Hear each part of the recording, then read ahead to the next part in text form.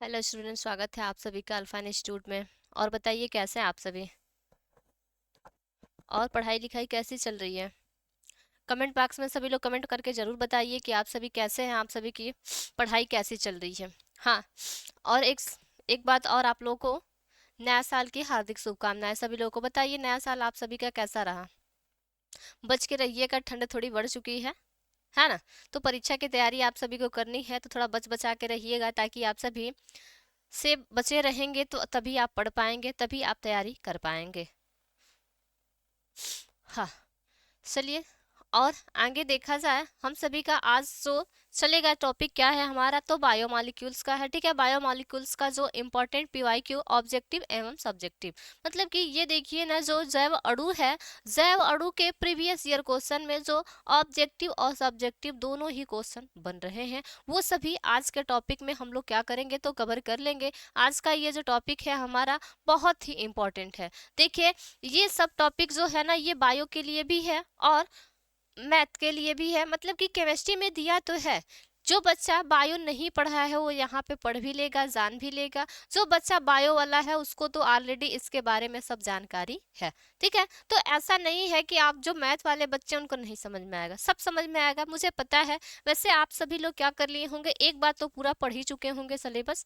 पूरा जब सिलेबस खत्म हो गया है तो आपको क्या करना है, केवल रिवाइज करना है। तो रिवीजन करने के लिए आप सभी यहाँ अगर बने हैं तो ठीक है, अगर जो नहीं बनाया है तो फिर वही अपने से थोड़ा सा ये नहीं समझ में आता है कौन इंपॉर्टेंट है कौन नहीं है। तो यहाँ अगर आप देखते हो तो आपको पता चल जाएगा कि कौन कौन सा इंपॉर्टेंट क्वेश्चन पूछे जा रहे हैं, कौन इंपॉर्टेंट बन रहा है, और किसको हमें छोड़ना है, किसको हमें पढ़ना है। तो यहाँ इस वीडियो में अगर लास्ट तक आप बने रहेंगे तो आपको सभी इंपॉर्टेंट क्वेश्चन इस चैप्टर से पता चल जाएंगे, और आप सभी एक बार यहाँ पढ़ लेंगे, एक बार खुद से रिवीजन कर लेंगे तो आपका, और एक बार पढ़े भी होंगे तो आपका तैयारी क्या हो जाएगा, बहुत अच्छा हो जाएगा। तो चलिए फिर चलते हैं हम लोग टॉपिक की और देखते हैं पहला प्रश्न हमसे क्या पूछा है। पहला प्रश्न ये हमसे पूछा है क्या, कि दूध में शर्करा डाइसैकेराइड होती है। डाइसैकेराइड का मतलब क्या है कि दो बार। ठीक है, जो दो बार, डाई मतलब क्या होता है, दो, सैकेराइड जो दिया हुआ है वो। ठीक है, तो कह रहा है कि दूध में डाइसैकेराइड मतलब कि शर्करा होती है, किस में, सुक्रोज में, माल्टोस में, ग्लूकोज में या फिर लैक्टोज में। चलिए, आप सभी अगर तैयार कर लिए हैं तो आप सभी कमेंट बॉक्स पे आंसर लिखिए, और जिसको नहीं पता है परेशान नहीं होगा कि मैंने कह दिया है कि कमेंट बॉक्स में आंसर लिखिए, तो सभी लोग कमेंट बॉक्स में आंसर ही लिखेंगे। जिसको नहीं पता है वो पेशेंस रखे बैठे रहेगा, मैं बताऊंगी उसको कि इसका सही आंसर क्या होगा। हाँ, लेकिन जिसको पता है, जो तैयारी कर लिया है, तो वो अपना देखिए कि मैं कितना सही बता रहा हूँ, कितना गलत बता रहा हूँ, इसके लिए वो कमेंट बॉक्स में आंसर जरूर लिखिएगा। ठीक है, तो इसके लिए जो सही आंसर होगा वो आपका क्या होगा, तो लैक्टोस होगा। क्या होगा, लैक्टोस होगा। ठीक है, तो कोई कोई बच्चा सही बताएगा, कोई गलत भी बताएगा, तो परेशान नहीं होगा कि मैंने गलत कर दिया। कोई बात नहीं, यहाँ गलत कर रहे हैं, ये अच्छी बात है, आप पेपर में मत गलत करिएगा, बस आपसे यही कहना है मेरा। ठीक है, तो चलते हैं फिर दूसरा क्वेश्चन देखते हैं क्या है। कह रहा है कि सबसे मीठी शर्करा है, क्या कह रहा है आपसे, कि सबसे मीठी शर्करा है क्या, ग्लूकोज, माल्टोज, फ्रैक्टोज या फिर सुक्रोज। बताइए आप सभी, इसके लिए सही आंसर क्या होगा, बोलिए। जो सबसे मीठी शर्करा की बात कही जा रही है कि सबसे मीठी शर्करा कौन होती है, ग्लूकोज, माल्टोज, फ्रैक्टोज या फिर सुक्रोज। तो इसके लिए जो सही आंसर होगा वो आपका क्या होगा, फ्रैक्टोज जो होता है, क्या होता है कि फ्रैक्टोज जो होता है वो सबसे मीठी शर्करा होती है। ठीक है, तो चलें फिर आगे, चलिए फिर देख लेते हैं तीसरा क्वेश्चन क्या है। कह रहा आपसे कि यौगिकों का युग्म जिसमें दोनों यौगिकों टॉलिन अभिकर्मक के साथ धनात्मक परीक्षण देते हैं वह है। कह रहा है आपसे कि यौगिकों का युग्म, ऐसा यौगिक का युग्म जिसमें दोनों यौगिक क्या करते हैं, कि दोनों यौगिक मिलाकर टॉलिन अभिकर्मक के साथ क्या करते हैं, कि धनात्मक परीक्षण को देते हैं वह है। पहला ऑप्शन दिया है आपका क्या, ग्लूकोज तथा सुक्रोज, दूसरा ऑप्शन दिया है फ्रैक्टोज तथा सुक्रोज, तीसरा ऑप्शन दिया है ग्लूकोज तथा फ्रैक्टोज, चौथा ऑप्शन दिया है ये सभी। बताइए इसके लिए सही आंसर क्या होगा। कोई बात नहीं, चलिए ठीक है, तो इसके लिए जो सही आंसर होगा वो आपका क्या होगा, इसका भी ग होगा, ग्लूकोज तथा फ्रैक्टोज। क्या होगा कि ग्लूकोज तथा फ्रैक्टोज जो होता है ये दोनों ही क्या करते हैं, टॉलिन अभिकर्मक के साथ धनात्मक परीक्षण देते हैं। चलें फिर आएंगे नेक्स्ट, तब हम चलिए चलते हैं फिर नेक्स्ट प्रश्न की ओर। चौथा प्रश्न आपसे कह रहा है कि निम्न में से कौन मोनोसेकेराइड है। कह रहा है आपसे कि निम्न में से कौन मोनोसेकेराइड है, एक वाला, ठीक है। जैसे पहला ऑप्शन दिया है आपका क्या, लैक्टोज, दूसरा दिया है स्टार्च, तीसरा दिया है माल्टोज, चौथा दिया है आपका क्या, फ्रैक्टोज। बताइए इसमें क्या मोनोसेकेराइड कौन सा है, लैक्टोज है, स्टार्च है, माल्टोज है या फिर फ्रैक्टोज है। देखिए आपको पता है लैक्टोज अभी पीछे ही आया था डाइसेकेराइड के लिए, है ना। स्टार्च भी होता है वो भी आपका डाइसेकेराइड होता है, माल्टोज जो होता है वो भी डाइसेकेराइड होता है। तो बचा आपका कौन सा, फ्रैक्टोज। जो फ्रैक्टोज होता है वो आपका कैसा होता है, तो वो आपका मोनोसेकेराइड होता है, ठीक है। वो आपने पहले ही क्वेश्चन में देखा था, ये सब आपके कौन मिले थे, लैक्टोज मिला ही था डाइसेकेराइड में, स्टार्च भी आपका डाइसेकेराइड ही होता है, माल्टोज भी आपका कैसा होता है, तो डाइसेकेराइड होता है। लेकिन फ्रैक्टोज जो होता है वो आपका कैसा होता है, मोनोसेकेराइड होता है। इसके बाद पांचवा कह रहा है आपसे क्या, कि कौन सा डाइसेकेराइड है, ग्लूकोज, फ्रैक्टोज, उसके बाद सुक्रोज या फिर जाइलोज। बताइए आप सभी, देखिए ये क्वेश्चन आपसे बार बार पूछे जा रहे हैं, तो इस टॉपिक पे आप ध्यान दीजिएगा कि डाइसेकेराइड और मोनोसेकेराइड, डाइसेकेराइड और मोनोसेकेराइड। तो आप एक अगर याद कर लेते हैं तो जो बचा हुआ पार्ट होगा वो आपका क्या हो जाएगा, डाइसेकेराइड। अगर याद करते हैं तो मोनोसेकेराइड जो बच जाएगा हो जाएगा, जो अगर मोनोसेकेराइड याद करते हैं तो जो बचा हुआ पार्ट होगा वो आपका क्या होगा, मोनोसेकेराइड होगा, ठीक है। अगर डाई याद करते हैं तो मोनो, जब मोनो याद करते हैं तो डाई। एक को याद करेंगे एक को हम छोड़ देंगे, अंतर ऐसे ही याद किया जाता है। तो इसमें बताइए कौन सही होगा, बताइए डाइसेकेराइड कौन होगा आपका, बोलिए सभी लोग। हाँ, फ्रैक्टोज और ग्लूकोज जो होता है, ठीक है, क्या होता है, फ्रैक्टोज और ग्लूकोज जो होता है वो आपका मोनोसेकेराइड होता है। अभी पीछे वाले क्वेश्चन में ही आप देखे हैं कि फ्रैक्टोज पूछा था, तो फ्रैक्टोज और ग्लूकोज जो होता है वो आपका कैसा होता है, तो वो आपका एक मोनोसेकेराइड होता है। जो सुक्रोज होता है, क्या होता है, जो सुक्रोज होता है वो आपका कैसा होता है, तो डाइसेकेराइड होता है। मतलब कि अगर इसको कहा जाए कि जब सुक्रोज को हम लिखते हैं और उसको जल अपघटन कराते हैं तो वही ग्लूकोज और फ्रैक्टोज आपका मिल जाता है, ठीक है। चलते हैं फिर आगे, कह रहा है क्या कि सेलुलोज के पूर्ण जल अपघटन से प्राप्त होता है, क्या, सेलुलोज के पूर्ण जल अपघटन से प्राप्त होता है। पहला यल ग्लूकोज, दूसरा डी फ्रैक्टोज, तीसरा डी राइबोज, चौथा डी ग्लूकोज। बताइए इसके लिए सही आंसर क्या होगा, बताइए क्या होगा। हाँ थोड़ी तबीयत ठीक नहीं है, आप सभी अपना ध्यान रखिएगा, ठीक है। हाँ, तो इसमें दिया हुआ है क्या, L glucose, D fructose, D ribose और डी ग्लूकोज।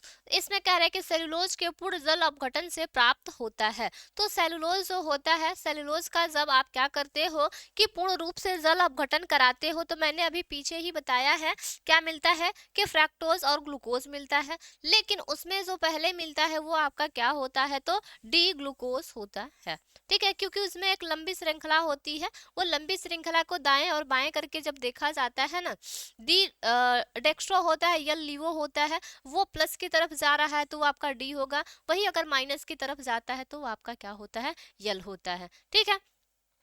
चलते हैं फिर नेक्स्ट क्वेश्चन की ओर। कह रहा है आपसे क्या कि निम्नलिखित में से कौन सी अभिक्रिया एंजाइम पैप्सिन द्वारा जल अपघटित होती है। कह रहा है कि निम्नलिखित में से कौन सी अभिक्रिया एंजाइम पैप्सिन द्वारा जल अपघटित होती है। प्रोटीन में एमीन अम्ल, वसा में वसा अम्ल, या ग्लूकोज से एथिल एल्कोहल, या फिर पॉलीसेकेराइड से मोनोसेकेराइड। बताइए इसके लिए सही आंसर क्या होगा, बोलिए सभी लोग। हाँ, इसके लिए सही आंसर क्या होगा आपका, आपसे पूछा जा रहा है क्या कि निम्नलिखित में से कौन सी अभिक्रिया एंजाइम पेप्सिन द्वारा जल अपघटित होती है। बोलिए सभी लोग, कमेंट बॉक्स में आंसर दीजिए सभी लोग, बताइए क्या होगा। इसके लिए जो सही आंसर होगा वो आपका क्या होगा, तो ए होगा। प्रोटीन से में एमीन अम्ल जो होता है वो क्या करता है कि अभिक्रिया करके एंजाइम द्वारा क्या होता है, पेप्सिन द्वारा जल अपघटन हो जाता है। ठीक है, क्लियर है सभी लोगों को? चलिए फिर आगे चले तब। हाँ, आठवां क्या कह रहा है, कह रहा है आपसे कि ग्लूकोज अपचायक गुण प्रदर्शित करता है क्योंकि इसमें होता है, क्या कह रहा है कि ग्लूकोज अपचायक गुण प्रदर्शित करता है क्योंकि इसमें होता है एल्डिहाइड समूह, कीटोन समूह, हाइड्रॉक्सिल समूह या फिर NH2 समूह। कह रहा है ग्लूकोज अपचायक गुण प्रदर्शित करता है क्योंकि इसमें होता है। इसमें यह कह रहा है कि ग्लूकोज जो होता है एक प्रकार से आपका अपचायक का गुण प्रदर्शित करता है क्योंकि इसमें होता है, क्या होता है कि एल्डिहाइड समूह होता है या फिर कीटोन समूह होता है या फिर हाइड्रोक्सिल समूह होता है या फिर NH2 समूह होता है। बताइए आप सभी लोग, इसके लिए सही आंसर क्या होगा? हाँ, बिल्कुल सही। इसके लिए जो होगा वो आपका क्या होगा, एल्डिहाइड समूह होगा। क्यों होगा? क्योंकि देखिएगा जो लिखा रहता है ऊपर वो CHO लिखा होता है ना। तो आपको पता है कि CHO जो होता है वो कौन सा होता है, आपका एल्डिहाइड समूह होता है। कीटोन अगर कहा जाए तो कीटोन का जो होता है वो ऐसे करके C+O होता है। ठीक है, उसके बाद ये हाइड्रोक्सिल के लिए आपका हाइड्रोक्सिल के लिए OH हो जाएगा। ठीक है, उसके बाद आपका ये NH2 समूह दिया है ऑलरेडी, ये आपका अमीन ग्रुप है। तो ये जो दिया हुआ है, पूछा गया है आपसे कि ग्लूकोज अपचायक गुण प्रदर्शित करता है क्योंकि उसमें होता है, तो उसमें क्या होता है, एल्डिहाइड समूह होता है। ठीक है, चलिए फिर आगे चलते हैं। इसमें दिया है कि ग्लूकोज में कितने प्राथमिक एल्कोहलिक समूह हैं। कह रहा है कि ग्लूकोज में कितने प्राथमिक एल्कोहलिक समूह हैं, 1, 2, 3 या फिर 4। ये कहा जा रहा है आपसे कि जो एल्कोहल होता है उसमें कितने आपके प्राइमरी ग्रुप, मतलब कि प्राइमरी ग्रुप का एल्कोहल होता है। बिल्कुल, बताइए बताइए सभी लोग। हाँ, बिल्कुल सही। क्या होगा कि ग्लूकोज में कितने प्राथमिक एल्कोहलिक समूह होते हैं, तो एक होता है। कितने होते हैं, तो एक आपका जो होता है वही एल्कोहलिक समूह होता है। बिल्कुल सही, सभी लोगों ने ही सही जवाब दे रहे हैं। ठीक है, तो चलें फिर आगे। आप सभी बिल्कुल अपना ध्यान रखिएगा, मेरे जैसे नहीं। ठीक है, हाँ, ये देखिए क्या कह रहा है आपसे कि एमिनो अम्ल निम्न में के निर्माण की संरचनात्मक इकाई होती है। क्या? एमिनो अम्ल निम्न के निर्माण की संरचनात्मक इकाई होती है। क्या? कार्बोहाइड्रेट, प्रोटीन, लिपिड या फिर विटामिन। बताइए एमिनो अम्ल जो होती है वो किसकी, क्या कह रहा है कि एमिनो अम्ल निम्न के निर्माण की इकाई होती है। मतलब जो एमिनो अम्ल होती है वो किसके निर्माण के लिए यूज की जाती है, किसके निर्माण के लिए प्रयोग की जाती है? कार्बोहाइड्रेट्स के लिए, प्रोटीन के लिए, लिपिड के लिए या फिर विटामिन के लिए। बताइए सभी लोग।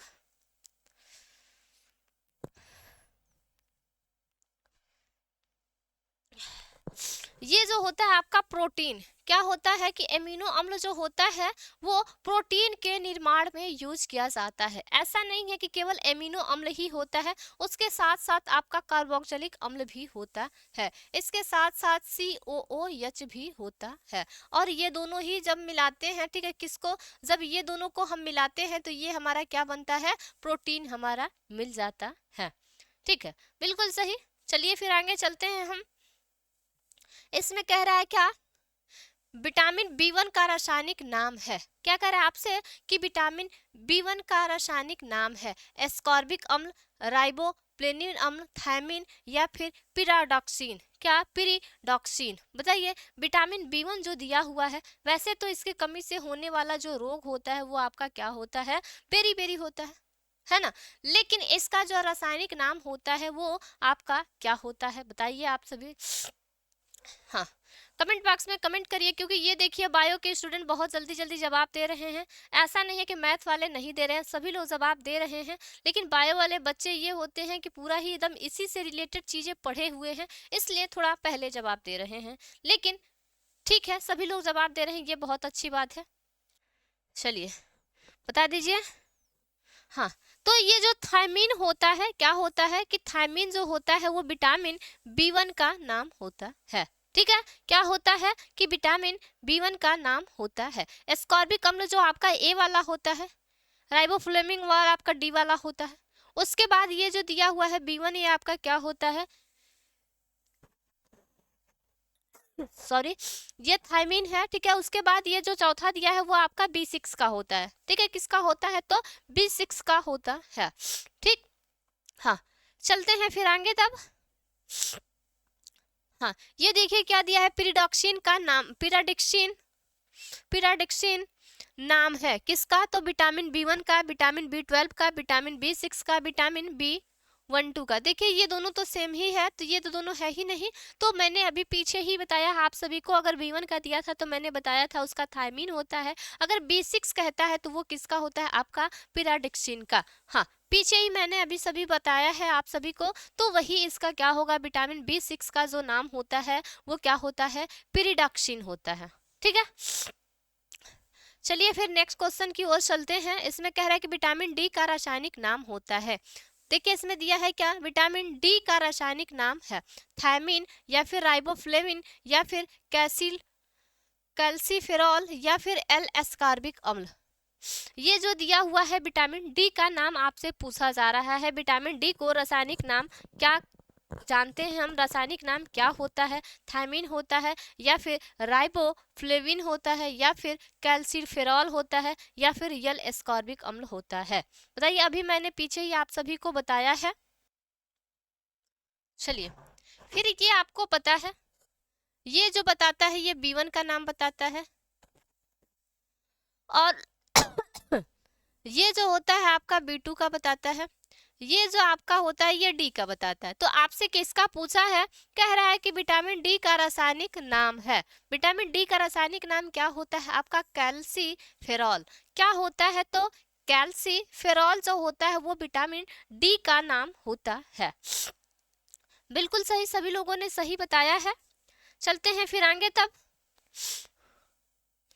इसमें आपसे कह रहा है कि राइबोफ्लेविन नाम है। क्या कह रहा है आपसे कि राइबोफ्लेविन नाम है विटामिन B1 का, विटामिन B12 का, विटामिन B6 का, विटामिन B12 का।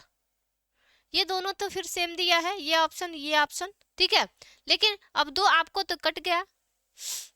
अब बता दीजिए इसमें सही आंसर क्या होगा। तो आप सभी को पता है, आप सभी को पता है ना कि B1 का नाम क्या होता है और B6 का नाम क्या होता है। तो दो तो आपका ऑप्शन ऐसे ही गायब है, ये और ये दोनों ऑप्शन आपका क्या है, तो गायब है। उसके बाद आपके पास दो बचा है केवल। बताइए दोनों में से कौन होगा, बताइए सभी लोग। अभी मैंने पीछे भी बताया है, हाँ, जो अभी पीछे अगर ये वाला क्वेश्चन जो देखा होगा, ये इस क्वेश्चन में मैंने बताया, देखिए B1 किसका होता है, थायमीन का होता है, राइबोफ्लेविन दिया है वो B2 का होता है, कैल्सीफेरॉल जो होता है वो डी का होता है। तो यहाँ आपसे यही पूछा है कि राइबोफ्लेविन नाम है विटामिन B1 का, या फिर विटामिन 1-2 का नहीं, बल्कि एक ऑप्शन कोई कर लीजिए आप सभी, क्या यहाँ 2 कर दीजिए। ठीक है, क्योंकि ये जो दिया है ऑप्शन, इस पर थोड़ा सा मिस्टेक हो गया होगा लगभग, प्रिंटिंग में या टाइपिंग में हुआ होगा, जैसे भी दिया होगा। ठीक है, तो यहाँ जो होगा वो क्या होगा आपका, तो कह सकते हैं हम विटामिन B2 का। मैंने पीछे ही ऑप्शन दिया था आप सभी को, बिल्कुल सही, सभी लोगों ने कमेंट करके भी बता दिया है कि अभी आपने पीछे ही बताया है। बिल्कुल बिल्कुल, चले फिर आएंगे तब। इसमें कह रहा है आपसे क्या कि एस्कॉर्बिक अम्ल नाम है किसका, एस्कॉर्बिक अम्ल नाम है विटामिन C का, विटामिन A का, विटामिन D का, विटामिन B6 का। आपको अभी पता है, आपको अभी मैंने बताया है D का और B6 का। अब बचा ये दोनों, आपको जब पता है तो ये दोनों आपका कट जाएगा। अब बचेगा क्या, विटामिन C का और विटामिन A का। बता दीजिए दोनों में से सही ऑप्शन क्या होगा, बोलिए। हाँ, विटामिन C का। तो विटामिन C का जो नाम होता है वो क्या होता है, आपका एस्कॉर्बिक अम्ल होता है। क्या होता है कि विटामिन C का जो नाम होता है वो क्या होता है, एस्कॉर्बिक होता है। ये सब रासायनिक नाम है। ठीक है, तो इसको आप ध्यान से याद करिएगा, A का, B का, C का, B1, B2, B6 जो दिया हुआ है। ठीक है, B12 का, उस सब नाम थोड़ा सा याद रखिएगा, क्योंकि देख रहे हैं आप सभी बहुविकल्पी में पूछे जा रहे हैं। ठीक है, चलते हैं फिर नेक्स्ट क्वेश्चन। ठीक है। इसमें आगे आपसे पूछा गया है क्या कि डीएनए में कौन सा क्षारक नहीं होता है। कह रहा है आपसे कि डीएनए में कौन सा क्षारक नहीं होता है। पहला आपका क्या दिया है, थायमिन, दूसरा दिया है साइटोसिन, तीसरा दिया है यूरेसिल, चौथा दिया है क्या आपका एडेनिन। बताइए डीएनए में कौन सा क्षारक नहीं होता है, थायमिन का, साइटोसिन का, या फिर यूरेसिल का, या फिर एडेनिन का। बताइए सभी लोग। हाँ, ये जो होता है आपका तीसरा यूरेसिल, क्या होता है कि यूरेसिल जो होता है, ठीक है, यूरेसिल जो होता है वो डीएनए का क्षारक नहीं होता है। ठीक है, यूरेसिल। तो इसके लिए जो सही जवाब होगा वो आपका क्या होगा, यूरेसिल। ठीक है, चलिए यहाँ तक सभी को क्लियर है। ये जो यूरेसिल होता है वो केवल आरएनए में पाया जाता है, डीएनए में नहीं होता। ठीक है, तो चलते हैं फिर आएंगे नेक्स्ट क्वेश्चन देखते हैं क्या है। कह रहा है क्या कि अभिक्रिया OHCH2 सिंगल बॉन्ड, फिर ये CHOH का होल 4 CHO, फिर उसके बाद ये तीर के ऊपर दिया है HI, फिर हीट का सिंबल दिया है, फिर डॉट डॉट करके में उत्पाद है क्या, फ्रैक्टोज, यन हेक्सेन, या फिर ग्लूकोनिक अम्ल, या फिर इनमें से कोई नहीं। बताइए इसके लिए सही आंसर क्या होगा। ये मतलब कह रहा है आपसे कि जब ये अभिक्रिया होती है, सबको मिलाने के बाद इसको जब एचआई के प्रेजेंस में हीट किया जाता है, गर्म किया जाता है, तो उत्पाद हमारा क्या मिलता है, वही आपसे पूछा जा रहा है। तो इसके लिए जो आपका उत्पाद मिलता है वो आपका क्या होता है, यन हेक्सेन जो होता है। ये सब क्रिया के बाद आपका क्या मिलता है, यन हेक्सेन प्राप्त होता है। किसके रूप में, तो उत्पाद के रूप में। चलिए फिर नेक्स्ट क्वेश्चन की ओर चलते हैं। कह रहा है आपसे क्या कि कार्बोहाइड्रेट जो जलांशित होकर 3 से लेकर 10 मोनोसैकेराइड इकाई प्रदान करते हैं, क्या करते हैं कि कार्बोहाइड्रेट जो जलांशित होकर 3 से लेकर 10 मोनोसैकेराइड इकाई प्रदान करते हैं, उसे कहा जाता है। पहला ऑप्शन देखिए क्या दिया है, मोनोसैकेराइड, दूसरा ऑप्शन दिया है आपका डाइसैकेराइड, तीसरा ऑप्शन आपका दिया है ओलिगोसैकेराइड, चौथा ऑप्शन आपका दिया है क्या, पॉलीसैकेराइड। इसमें देखिए एक लिमिट दे दिया है क्या, 3 से 10। 3 से 10 मतलब कि मोनो मतलब क्या होता है 1, और डाई मतलब क्या दिया है 2। तो ये दोनों तो नहीं होंगे, मतलब ये भी नहीं होगा और ये भी नहीं होगा। उसके बाद पॉलीसैकेराइड मतलब क्या होता है, पॉली मतलब क्या होता है आपका बहुत होता है, क्या होता है बहुत होता है, तो ये भी नहीं होगा। उसमें लिमिट जो दिया है 3 से लेकर 10 तक के लिए, मतलब वो जो उसका सही आंसर होगा वो आपका क्या होगा, ओलिगोसैकेराइड होगा। क्या होगा, तो ओलिगोसैकेराइड होगा। ठीक है, चलते हैं फिर आगे। कह रहा है क्या कि सुक्रोज का सूत्र है, किस चीज का पूछ रहा है आपसे, फॉर्मूला कि सुक्रोज का सूत्र है। पहला ऑप्शन आपका दिया हुआ है क्या, C12H22O12, उसके बाद दूसरा ऑप्शन दिया है आपका क्या, C12H22O11, तीसरा ऑप्शन दिया है C12H25O11, और चौथा ऑप्शन आपका दिया है क्या, C12H22O10। सुक्रोज का आपसे क्या पूछ रहा है, जिसको शर्करा के नाम से, चीनी के नाम से आप सभी जानते हैं, तो उसी का आपसे क्या पूछा जा रहा है, फॉर्मूला पूछा जा रहा है। तो आप ऐसा नहीं कि आज यहाँ फॉर्मूला जान लेंगे और दुकान पे जाके कहेंगे कि हमको ये फॉर्मूला वाला सामान दीजिए, तो दुकान वाला नहीं समझ पाएगा। भले हम सब आप सब समझ पा रहे होंगे, लेकिन दुकान वाले को एक बार बता देंगे तो भले वो समझ जाएगा कि हाँ आप क्या बता रहे हैं, लेकिन उसके नाम से आपको सामानें नहीं मिल पाएगी, ये जो केमिकल नेम दिया है। ठीक है, तो यहाँ जो दिया हुआ है फॉर्मूला इसका क्या होता है, C12H22O11 जो होता है वो आपका शर्करा का, चीनी का, सुक्रोज का फॉर्मूला होता है। ठीक है, चलिए फिर आगे चलते हैं।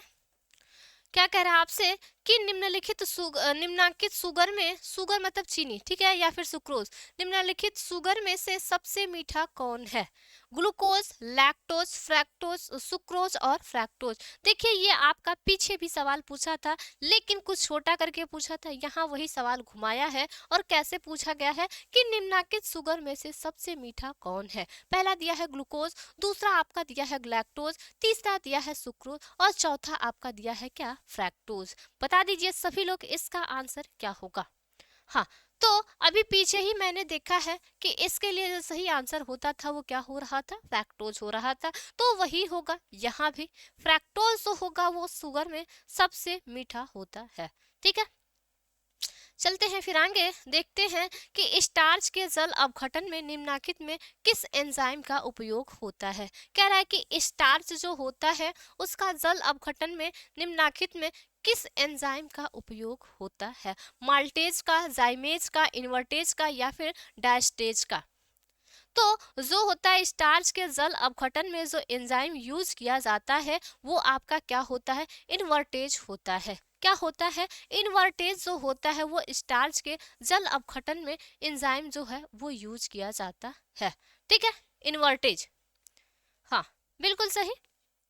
चलते हैं फिर नेक्स्ट प्रश्न की ओर और देखते हैं, कह रहा है आपसे क्या कि गन्ने की चीनी के जल अपघटन से निम्नलिखित में क्या मिलता है। कह रहा है कि गन्ने की चीनी मतलब जो चीनी होती है उसका कह रहा है क्या कि जल अपघटन से निम्नलिखित में क्या मिलता है। सिर्फ ग्लूकोज, ग्लूकोज एवं माल्टोज, ग्लूकोज एवं फ्रुक्टोज या फिर ग्लूकोज एवं लैक्टोज। आप सभी को पता है कि चीनी का फॉर्मूला क्या होता है, C12H22O11। और इसका जल अपघटन कराना मतलब इसमें जब आप जल मिला देते हो तो क्या मिलता है आपको, वही C6H12O6 प्लस C6H12O6 मिलता है। मतलब कि आपका जो मिलने वाला चीज है वो क्या होता है, ग्लूकोज एवं फ्रैक्टोज जो होता है वो गन्ने की चीनी का जब आप जल अपघटन कराते हो तो ग्लूकोज एवं फ्रैक्टोज प्राप्त होता है।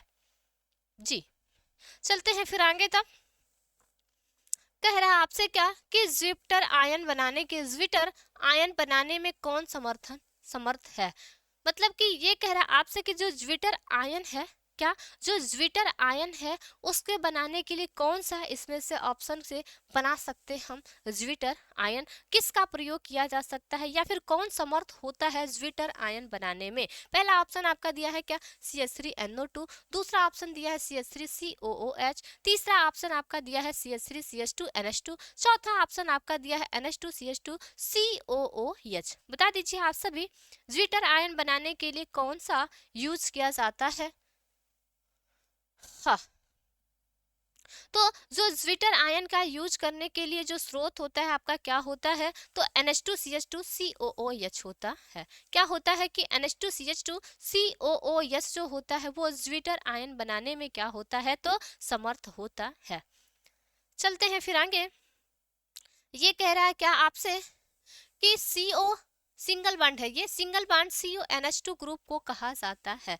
मतलब ये जो दिया हुआ है CONH2 ग्रुप जो बना हुआ है उसको क्या नाम से पुकारा जाता है, क्या एमिडो ग्रुप से या एमिनो ग्रुप से या फिर इमिनो ग्रुप से या फिर कार्बाइल एमीन से। देखिए अमिडो होता, ठीक है, अमिडो या फिर एमिनो या फिर एमिनो या फिर कार्बाइल। देखिए बस थोड़ा थोड़ा अंतर है, बस क्या है, थोड़ा थोड़ा अंतर दिया हुआ है। तो इसमें कह रहा है एमिडो से या फिर आपका एमिनो से या फिर आपका इमिनो से या फिर आपका कार्बाइल समूह से।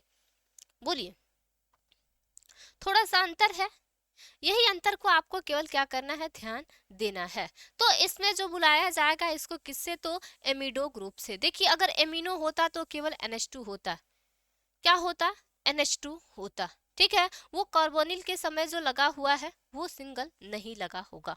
ठीक है, अगर वो NH2 होता तो आप कह सकते थे ये एमिनो ग्रुप है। ठीक है, चलते हैं फिर आगे। उसके बाद ये कह रहा है क्या आपसे कि सिंगल बॉन्ड COH ग्रुप के अलावा एमिनो अम्ल में पाया जाता है। मतलब कि ये जो दिया हुआ है कार्बोक्सिलिक अम्ल, इसके साथ साथ इसके अलावा एमिनो अम्ल में पाया जाता है। जो एमिनो अम्ल है, क्या जो एमिनो अम्ल है वो किससे किससे मिलकर बना होता है। तो पहला एक आपका दिया हुआ है क्या, सिंगल बॉन्ड COH, उसके बाद दूसरा और कौन सा होगा। तो आपको पता है कि एमिनो अम्ल में अभी जो जुड़ा हुआ था वो क्या था, आपका NH2 था। वहां एमिडो था, ध्यान दीजिएगा, वहां आपका एमिडो था, यहाँ आपसे एमिनो कह रहा है। तो जहां आपका सिंगल बॉन्ड COOH NH2 लगा होगा उसको एमिनो कहेंगे, जहां CO केवल NH2 लगा होगा उसको हम एमिडो कहेंगे। बस इतना का ही क्या है, तो अंतर है। ठीक है, हाँ, तो चलते हैं फिर आगे। ये कह रहा है क्या, एंजाइम क्या है। कह रहा है आपसे कि एंजाइम क्या है, कार्बोहाइड्रेट, लिपिड है या फिर प्रोटीन है या फिर नन ऑफ दीज है। बोलिए। कह रहा है आपसे कि कार्बोहाइड्रेट है, लिपिड है, प्रोटीन है, या फिर ये सभी है। बोलिए। तो एंजाइम है आपका एक प्रकार का जो होता है वो प्रोटीन ही होता है। क्या होता है कि एंजाइम जो होता है वो एक प्रकार का आपका क्या होता है, प्रोटीन ही होता है। ठीक है, चलिए, बिल्कुल सही।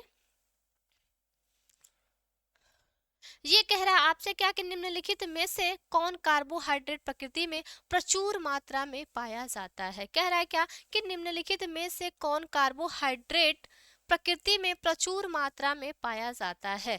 ग्लूकोज, फ्रैक्टोज, स्टार्च या फिर सेलुलोज। ये आपसे पूछा जा रहा है कि जो कौन सा ऐसा कार्बोहाइड्रेट्स है जो प्रकृति में सबसे पर्याप्त मात्रा में पाया जाता है।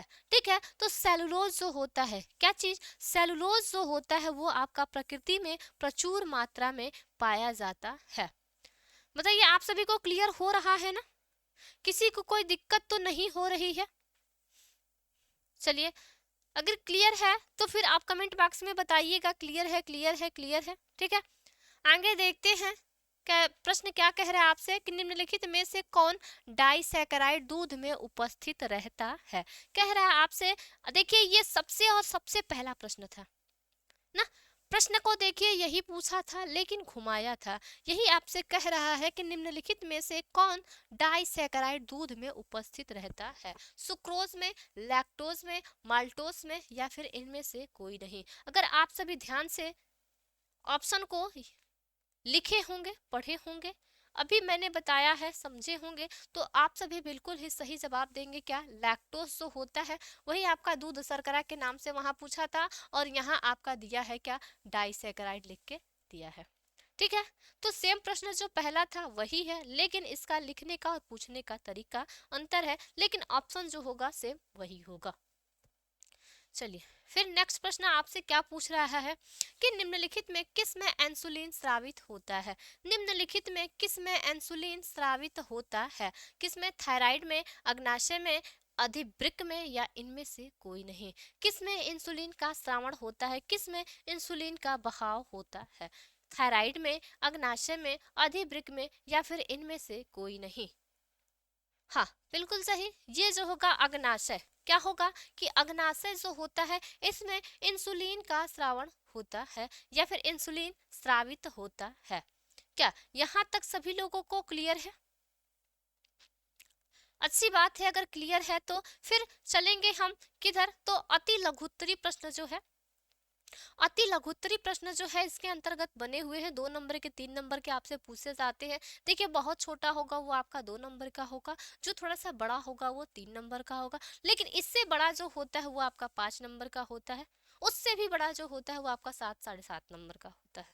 तो यहाँ केवल लघुत्तरी में जो कराएंगे हम 2 और 3 नंबर का। ठीक है, हाँ, तो आप सभी ध्यान दीजिएगा। फिर यहाँ से ये आपका बहुविकल्पी का सिलसिला समाप्त हुआ है। फिर अब हम लोग आगे चलेंगे क्या, देख के कि दीर्घ उत्तरी में कैसा प्रश्न आपसे पूछा जा रहा है।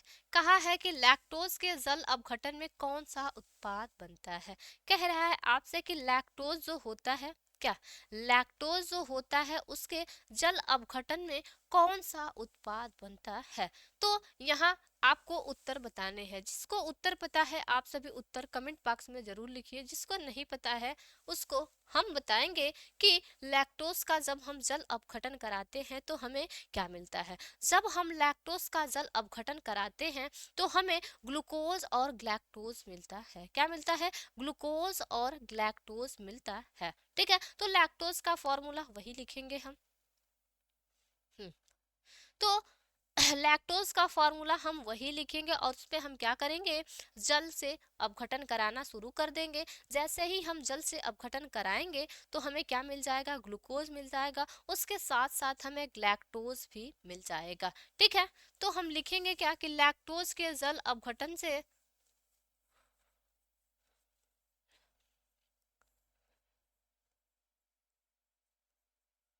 जल अपघटन में ग्लूकोज, कहीं कहीं ग्लूकोज लिखा होता है, कहीं कहीं ग्लूकोज लिखा होता है। ठीक है, तो ग्लूकोज हम भी लिख दे रहे हैं।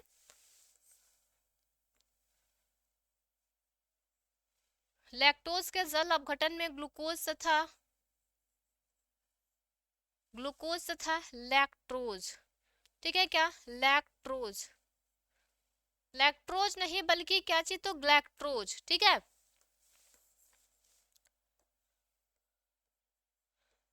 ग्लैक्टोज, लैक्टोज के जल अपघटन में ग्लूकोज तथा लैक्टोज प्राप्त होता है। परेशान ना होइएगा, वो मात्रा अपने से गया है, अपने से ही आ जाएगा। तो यहाँ लिखेंगे इसका समीकरण, अगर लिखना चाहें तो हम लिख भी सकते हैं क्या, C12H22O11, और इसका हम क्या करते हैं, तो जल अपघटन कराते हैं। क्या करते हैं हम, जल अपघटन कराते हैं, तो हमें मिलता है क्या, ग्लूकोज और ग्लैक्टोज, C6H12O6, उसके बाद C6H12O6, ठीक है। इसका नाम आपका क्या होगा, ग्लूकोज होगा, क्या होगा, तो ग्लूकोज होगा, ठीक है, इसका नाम आपका ग्लूकोज होगा, और इसका नाम जो होगा वो क्या होगा, ग्लैक्टोज होगा, ग्लैक्टोज होगा, ठीक है। तो हम कह सकते हैं कि जब इसका हम क्या करते हैं कि लैक्टोज का जल अपघटन कराते हैं, तो हमें ये चीजें मिलती है, ठीक है। चलें फिर आगे, तब चलिए फिर नेक्स्ट प्रश्न की ओर चलते हैं। सॉरी, आपसे बच के रहिएगा, ठीक है, आप सभी बच के रहिएगा। इसमें क्या कह रहा है कि प्रति अणु ग्लूकोज से कितने अणु एटीपी उत्पन्न होते हैं जब ग्लूकोज का ग्लाइकोलाइसिस करते हैं, ठीक है। ठंडी थोड़ी ज़्यादा बढ़ गई है, मौसम का इफेक्ट मेरे ऊपर थोड़ा सा हो गया है, लेकिन आप सभी बच के रहिएगा, ध्यान रखिएगा अपना। मैंने भी अपना ध्यान रखा था, लेकिन अचानक मौसम बदलने के कारण मुझे थोड़ी सी प्रभावित कर दिया, तो आप सभी बचे रहिएगा, ठीक है।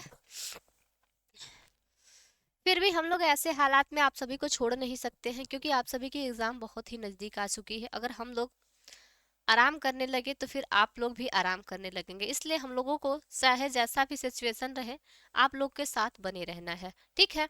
तो यहाँ देखिए क्या कह रहा है आपसे कि प्रति अणु ग्लूकोज से कितने अणु एटीपी उत्पन्न होते हैं जब ग्लूकोज का ग्लाइकोसिस करते हैं, ठीक है। इसमें यह पूछा जा रहा है कि जब प्रति अणु ग्लूकोज हम ले रहे हैं तो उसमें कितने एटीपी के अणु यूज किए जाते हैं, तो ये जो होता है वो आपका 8 होता है। तो इसका आंसर हम क्या लिखेंगे कि प्रति अणु ग्लूकोज में 8 अणु एटीपी उत्पन्न करते हैं, ठीक है। प्रति अणु ग्लूकोज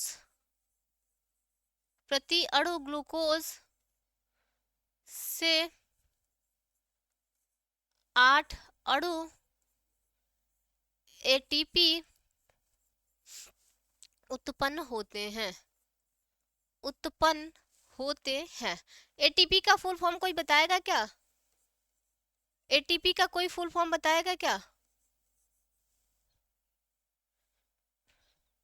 एडेनोसिन ट्राइफॉस्फेट होता है, क्या होता है, एडेनोसिन ट्राइफॉस्फेट होता है, ठीक है।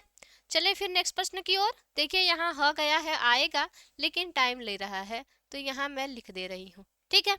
चलते हैं फिर नेक्स्ट क्वेश्चन की ओर, देखते हैं आगे का क्या है।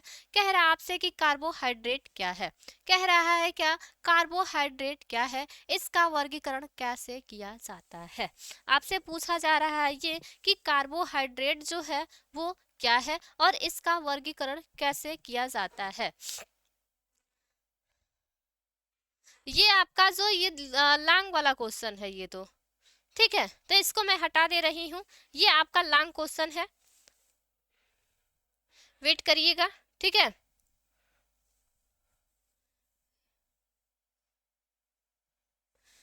मैं 60 वाला क्वेश्चन कराऊंगी, ये लॉन्ग वाला टाइप है, हाँ। उसके बाद ये देखिए, ये आपका 60 वाला क्वेश्चन है, क्या कह रहा है आपसे कि आप आवश्यक एमिनो अम्ल से क्या समझते हैं, ठीक है। कह रहा है आपसे प्रश्न में कि आप आवश्यक एमिनो अम्ल से क्या समझते हैं, क्या बताएंगे आप सभी, कि आवश्यक एमिनो अम्ल से आप क्या समझते हैं? अगर पता है तो आप कमेंट बॉक्स में लिखिए, नहीं पता है तो मैं तो बताऊंगी ही कि आवश्यक एमिनो अम्ल से हम क्या समझते हैं। बताइए। चलिए, नहीं पता है तो हम बताते हैं आप सभी को कि ऐसा एमिनो अम्ल जो हमारे खाने द्वारा क्या होता है, कि ऐसा एमिनो अम्ल जो हमारे खाने द्वारा क्या होता है, सप्लाई होता है।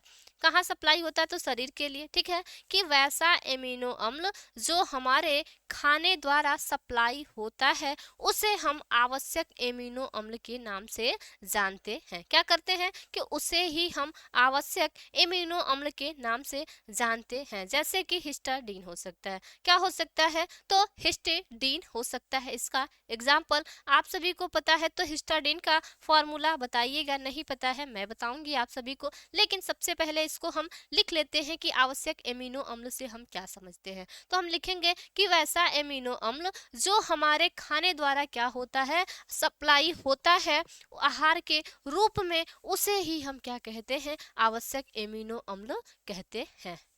चलिए फिर आंसर लिखें।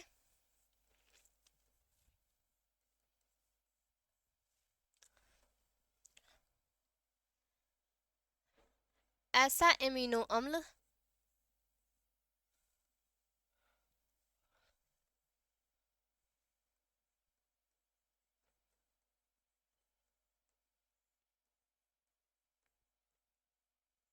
जो हमारे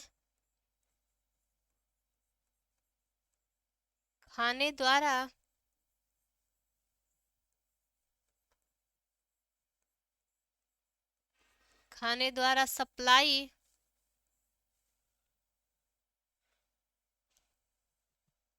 होता है,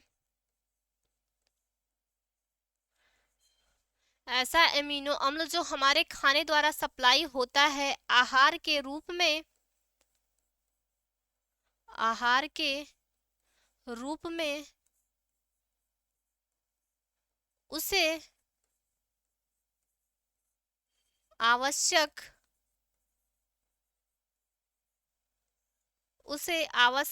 एमिनो अम्ल कहते हैं। एमिनो अम्ल कहते हैं।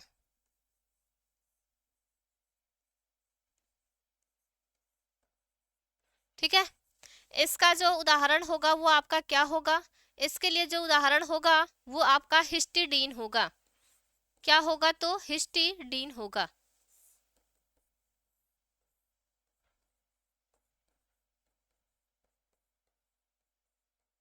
हाँ, बताइए इसका फॉर्मूला क्या होगा? मैं वही आप सभी से पूछ रही थी कि इसका फॉर्मूला क्या होगा, हिस्टीडीन का फॉर्मूला क्या होगा।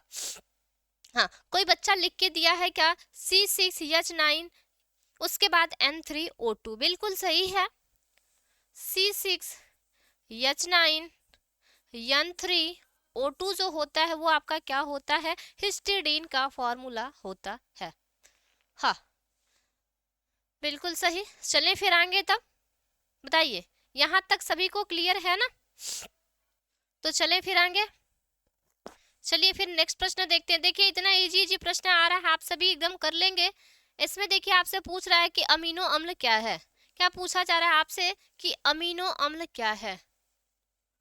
फिर से ये इसमें थोड़ा सा मिस्टेक है तो मैं बना रही हूँ उसको अमनो नहीं अमीनो। ठीक है, क्या अमीनो अम्ल क्या है वही आपको बताने हैं।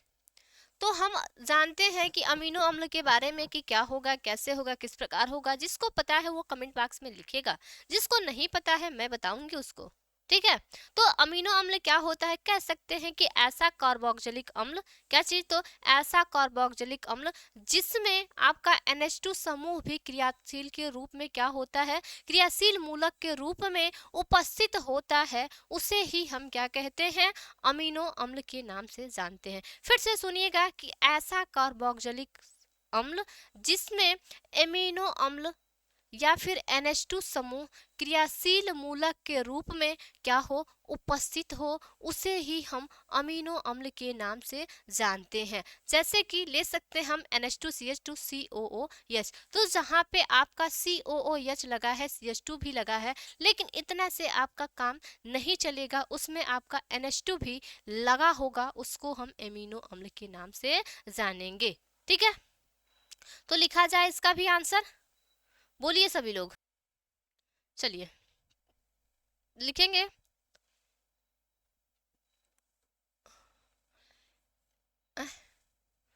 ये कौन सा कलर हो गया?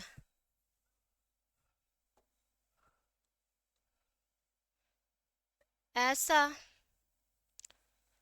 कार्बोक्सिलिक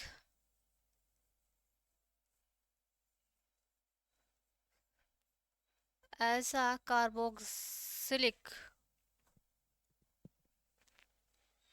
ना, ऐसा कार्बोक्सिलिक अम्ल जिसमें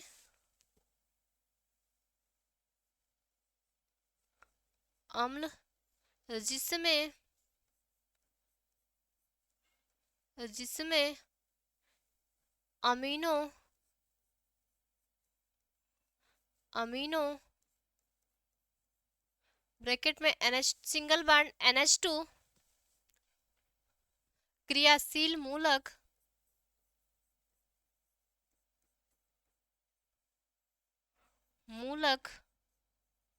उपस्थित हो,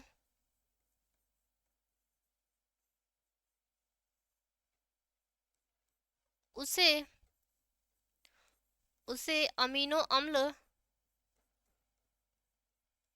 उसे अमीनो अम्ल कहा जाता है या कहते हैं।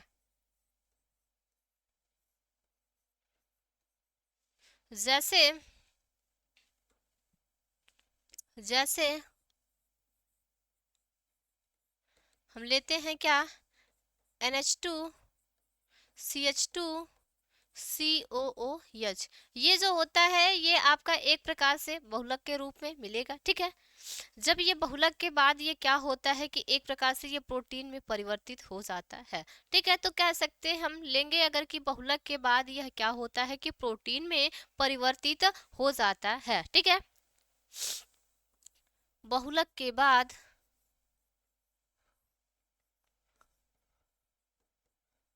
प्रोटीन में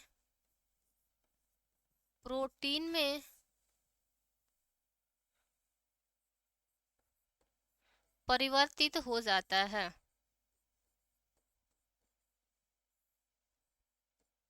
हो जाता है। ठीक है, तो ये रहा इसका आंसर। इसमें आपको बस इतना ही बताना था क्या कि ऐसा कार्बोक्सिलिक अम्ल जिसमें एमिनो अम्ल, ठीक है, जिसमें अमीनो क्रियाशील मूलक भी क्या होता है कि उपस्थित होता है, उसे ही हम क्या कहते हैं। ठीक है, उसे ही हम अमीनो अम्ल के नाम से जानते हैं। जैसा कि यहाँ देख रहे हैं आप सभी कि यहाँ जो दिया हुआ है, यहाँ ये कार्बोक्सिलिक है और उसके साथ साथ यहाँ आपका ये ग्रुप लगा हुआ है। ठीक है, तो कार्बोक्सिलिक के साथ साथ क्या, तो अमीनो ग्रुप आपका लगा हुआ है। ठीक है, क्लियर है सभी लोगों को, बोलिए सभी लोग को क्लियर है क्या? चलिए फिर तब नेक्स्ट प्रश्न की ओर चलते हैं। इसमें आपसे पूछा जा रहा है कि एंजाइम क्या है। अगला प्रश्न आपसे ये पूछा गया है कि एंजाइम क्या है। बता सकते हैं आप सभी लोग कि एंजाइम क्या होता है? कह सकते हैं हम सभी लोग कि एंजाइम एक प्रकार का प्रोटीन होता है। क्या होता है कि एंजाइम जो होता है वो आपका एक प्रकार का प्रोटीन होता है जो एक उत्प्रेरक का भी काम करता है। क्या करता है कि वो जो होता है उत्प्रेरक का भी काम करता है। ठीक, और जैविक जीवों में भी क्या किया जा सकता है, तो उत्पादित किया जा सकता है। तो हम कह सकते हैं सीधा सीधा कि एंजाइम एक प्रकार का प्रोटीन होता है जो जैविक जीवों में भी उत्पादन किया जा सकता है। उसके साथ साथ वह एक प्रकार से एंजाइम जो होता है उत्प्रेरक का भी काम करता है। ठीक है, तो इसके लिए आंसर लिखा जाए। चलिए फिर आंसर लिखते हैं। एंजाइम एक प्रकार का एंजाइम एक प्रोटीन होता है, एक प्रोटीन होता है। एंजाइम एक प्रोटीन होता है जो जैविक जीवों से जो जैविक जीवों में उत्पादित जो जैविक जीवों में उत्पादित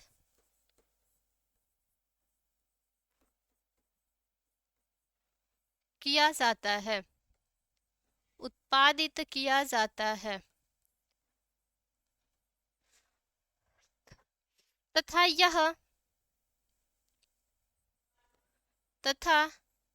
यह एक उत्प्रेरक का भी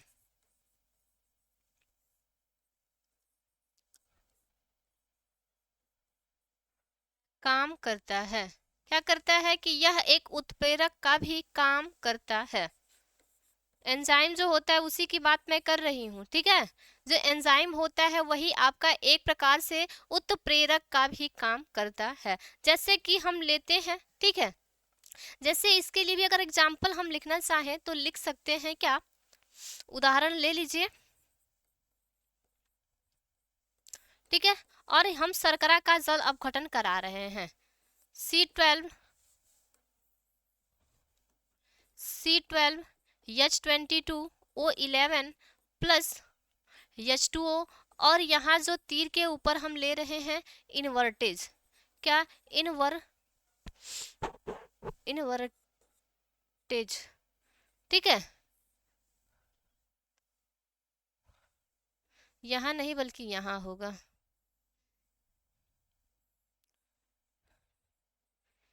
इनवर्टेज, ठीक है। ये जो इन्वर्टेज है, जब ये क्या हो रहा है, इन्वर्टेज जल अपघटन कराया जा रहा है उसका, तो C6H12O6, उसके बाद फिर से C6H12O6 प्राप्त हो रहा है। मतलब कि जब आप शर्करा का जल अपघटन करा रहे हैं किसके प्रेजेंस में, तो एंजाइम के प्रेजेंस में, तो आपका क्या मिल रहा है, C6H12O6, फिर से एक बार और C6H12O6 मिल रहा है, ठीक है। चलते हैं फिर नेक्स्ट क्वेश्चन की ओर। आपसे आगे प्रश्न क्या पूछ रहा है कि प्राकृतिक अवस्था में पाए जाने वाला, ठीक है, ये नंबरिंग आप लोग चेंज करते रहिएगा। यहाँ ये 33 होगा, ये 34 होगा, ठीक है। यहाँ ये आपका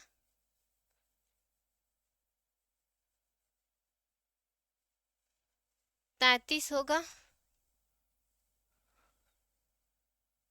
और पीछे वाला पेज जो होगा वो आपका 34 होगा।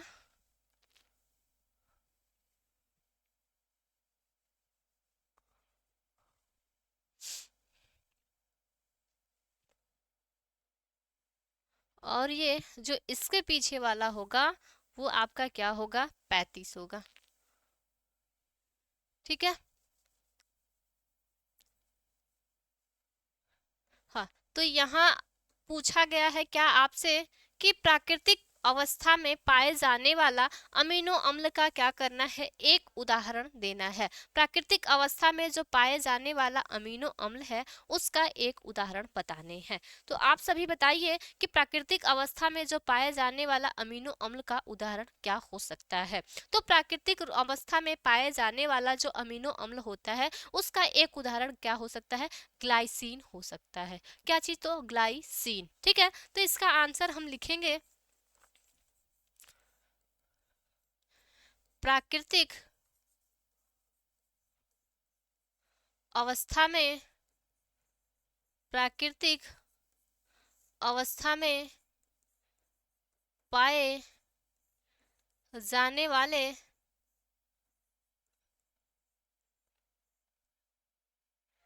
अमीनो अम्ल का, अमीनो अम्ल का एक उदाहरण, एक उदाहरण ग्लाइसिन है। क्या है? तो ग्लाइसिन है। ठीक है,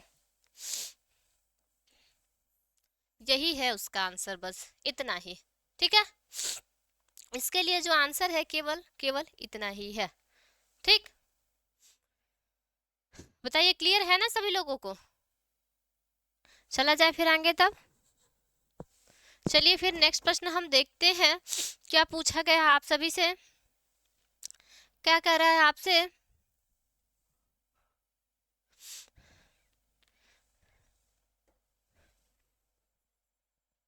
कि दो विटामिन का नाम लिखें। क्या चीज पूछ रहा है आपसे कि दो विटामिन का नाम लिखें। ठीक है, दो विटामिन का नाम लिखें एवं उनकी कमी के कारण उत्पन्न रोगों का नाम बतावें। आपसे ये कह रहा है कि कोई भी आपको दो विटामिन का नाम लिखना है, कोई भी जो आपको याद है, उसके साथ साथ उसकी कमी से होने वाले रोग के बारे में भी आपको क्या करने हैं, तो बताने हैं। जैसे अगर आप विटामिन ए लिखते हैं तो विटामिन ए की कमी से जो होने वाला रोग है उसका नाम आप लिखेंगे। उसके साथ साथ अगर विटामिन बी आप लिखते हो तो विटामिन ए की कमी से जो विटामिन बी की कमी से जो होने वाला रोग होगा उसका भी आपको क्या करने होंगे, नाम को लिखने होंगे। ठीक है, तो अगर आप सभी को याद है तो आप सभी जो याद हो वही लिखिएगा, लेकिन हम दो लिख दे रहे हैं। ठीक है, उत्तर में हम दो का लिख रहे हैं। ठीक है, आप कोई भी दो लिखिएगा, ऐसा नहीं कि मैं जो लिख रही हूं वही लिखिएगा। दो विटामिन का नाम, दो विटामिन का नाम। ठीक है, दो विटामिन का नाम क्या क्या लिख दें हम? विटामिन विटामिन B1 ले लीजिए और उसके साथ साथ दूसरा ले लीजिए, क्या? विटामिन सी ही ले लीजिए, विटामिन सी। ठीक है, तो उससे होने वाला रोग का नाम अब लिखना है, तथा तथा उससे होने वाले रोग का नाम, तथा उससे होने वाले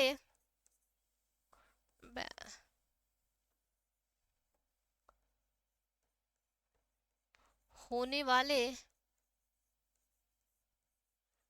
रोगों का नाम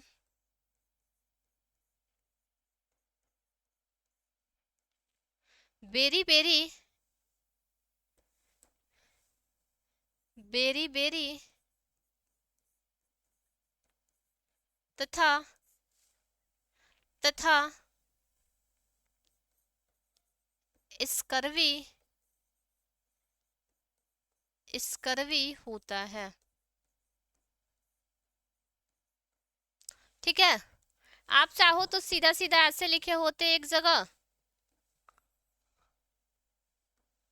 वो मैंने लिख दिया है लंबा करके, तो ऐसे भी लिख सकते हो, विटामिन B1 और विटामिन सी, विटामिन सी। यहां लिखे होते क्या? बेरी बेरी, और यहां लिखे होते क्या आप सभी? यहां लिखे होते स्कर्वी। बस इतना पे भी आपका काम हो गया होता। ठीक है, तो आप चाहे तो उतना लिखें या फिर इसको लिख लें, कोई दिक्कत नहीं है। ठीक है, तो चला जाए फिर आगे। चलिए फिर नेक्स्ट क्वेश्चन की ओर चलते हैं। क्या पूछा जा रहा है आपसे? जी नंबरिंग भी गलत है यार।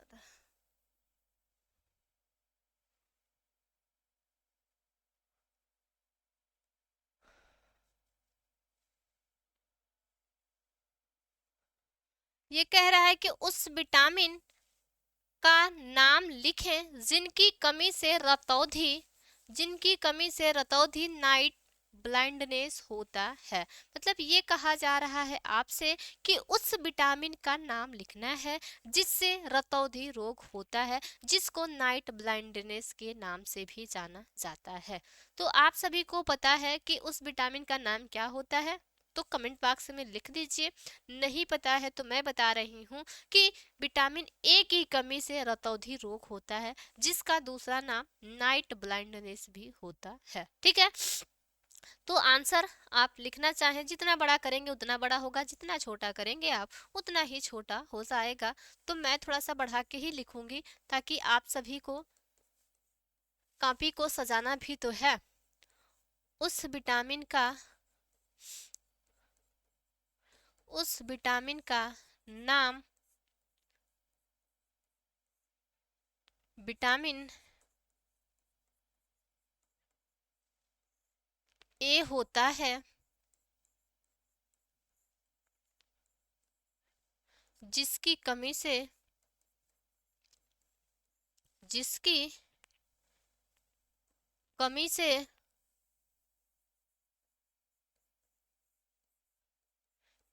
जिसकी कमी से रतौंधी ब्रैकेट में नाइट ब्लाइंडनेस होती है। नाइट ब्लाइंडनेस होती है।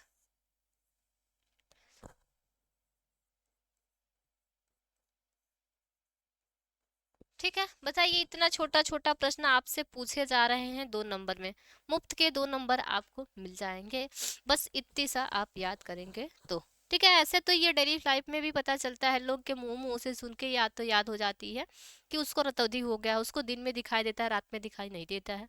इस प्रकार से ये रोग होता है कि दिन में दिखाई देता है, रात में दिखाई ही नहीं देता है, इसलिए इसको नाइट ब्लाइंडनेस, मतलब रात और ब्लाइंडनेस मतलब कि अंधापन, तो रात में ऐसा हो जाता है। ठीक है, तो चले फिर आगे नेक्स्ट प्रश्न की ओर, चला जाए फिर नेक्स्ट क्वेश्चन की ओर।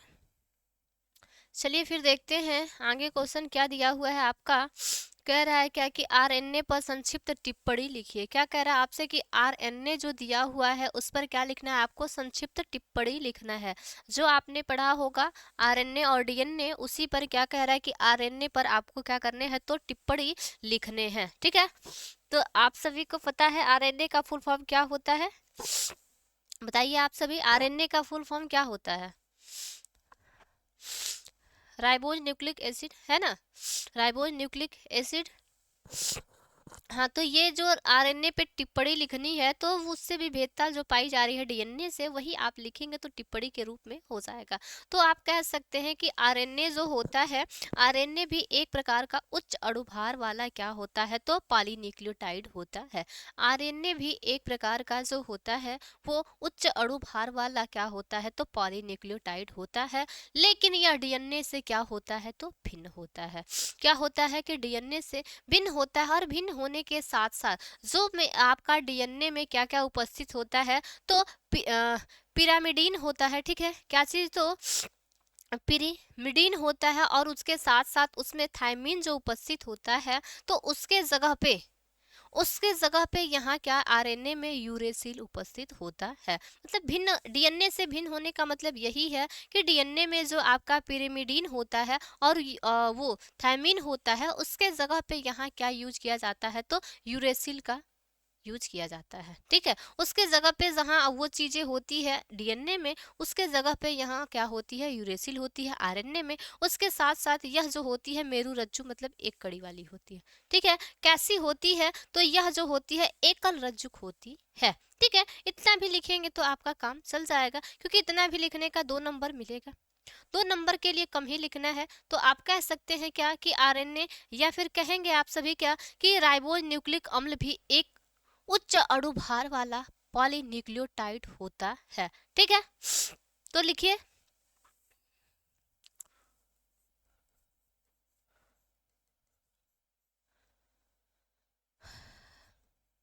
राइबोस न्यूक्लिक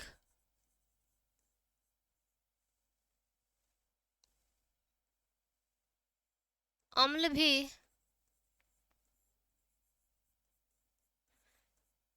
एक उच्च अणुभार वाला उच्च अणुभार वाला पॉलीन्यूक्लियोटाइड होता है।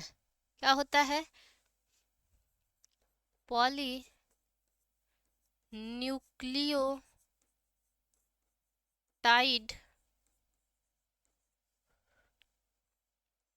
होता है जो, ठीक है, जो डीएनए से भिन्न होता है, जो डीएनए से भिन्न होता है, मतलब कि डीएनए से क्या होता है तो अलग होता है। डीएनए से भिन्न क्यों होता है? क्योंकि उसमें जो आपका होता है डीऑक्सीराइबोज न्यूक्लिक का शर्करा यूज किया जाता है, और इसमें जो होता है राइबोज का ही केवल शर्करा यूज किया जाता है। तो कह सकते हैं क्योंकि इसमें राइबोज किस चीज का, तो राइबोज की, ठीक है, शर्करा पाई जाती है, क्योंकि इसमें राइबोज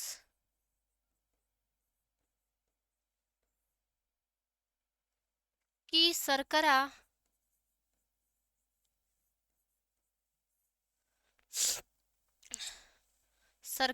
पाई जाती है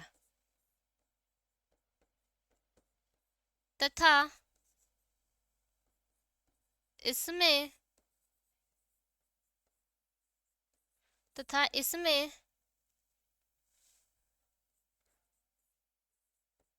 पिरिमिडीन,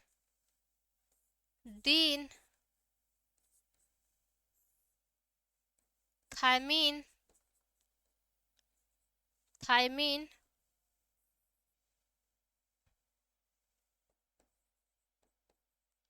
थायमीन के जगह पर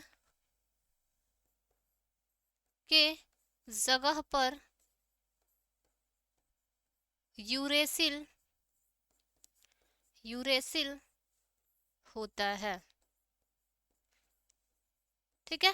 क्या होता है तो इसमें जो आपका क्या रहता है तो पिरिमिडीन होता है ना, पिरिमिडीन, ठीक है, उसके और थायमीन के स्थान पे क्या यूज किया जा रहा है तो यूरेसिल का यूज किया जाता है। उसके साथ साथ और भी कह सकते हैं कि यह जो होता है एकल रज्जुक अणु होता है, ठीक है। क्या होता है कि यह जो होता है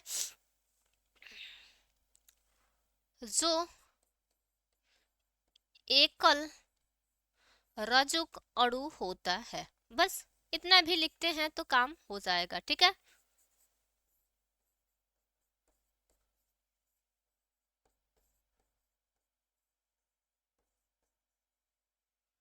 ठीक है, इतना भी ज्यादा ही है, पेज भर गया मतलब लंबा हो गया, तो इसमें से काट के भी जितना आपको याद होता है उतना ही लिखिएगा, ठीक। तो चला जाए फिर आगे, बोलिए यहां तक सभी लोग को क्लियर है ना। इसमें डीआरएनए पे संक्षिप्त टिप्पणी लिखना था, ऐसा नहीं कि आप सभी कोई आरएनए डीएनए समझ के लिख दिया तब तो बवाल है, आरएनए ही लिखना था, ठीक है। तो चलते हैं फिर आगे, देख रहे हैं क्या लिखा है आगे प्रश्न। विटामिन सी का रासायनिक नाम क्या है? क्या पूछा जा रहा है आपसे कि विटामिन सी का रासायनिक नाम क्या है, इसकी कमी से होने वाले एक रोग का नाम बताइए। मतलब कि विटामिन सी जो दिया हुआ है उसका रासायनिक नाम क्या होता है और उसकी कमी से होने वाला कोई एक रोग का नाम बताना है। तो आप सभी को पता है कि विटामिन सी की कमी से जो होने वाला रोग है वो आपका स्कर्वी होता है, और उसका जो नाम होता है वो क्या होता है, एस्कार्बिक होता है। क्या होता है तो एस्कार्बिक होता है। तो कह सकते हैं हम कि विटामिन सी का रासायनिक नाम एस्कार्बिक होता है, तथा इसकी कमी से होने वाला जो रोग होता है वो क्या होता है आपका तो स्कर्वी होता है। क्या होता है तो स्कर्वी होता है, ठीक है।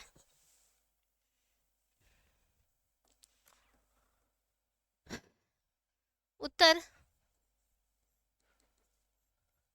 विटामिन सी का रासायनिक नाम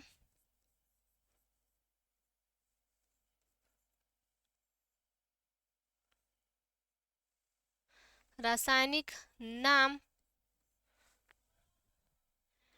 एस्कार्बिक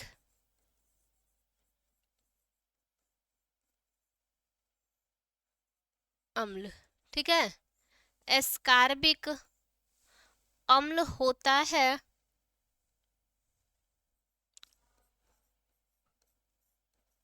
तथा तथा इसकी कमी से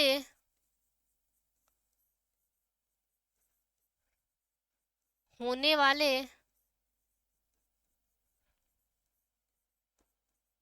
रोग का नाम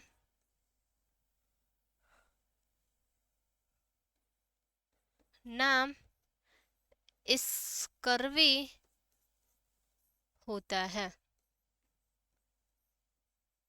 स्कर्वी होता है, ठीक है।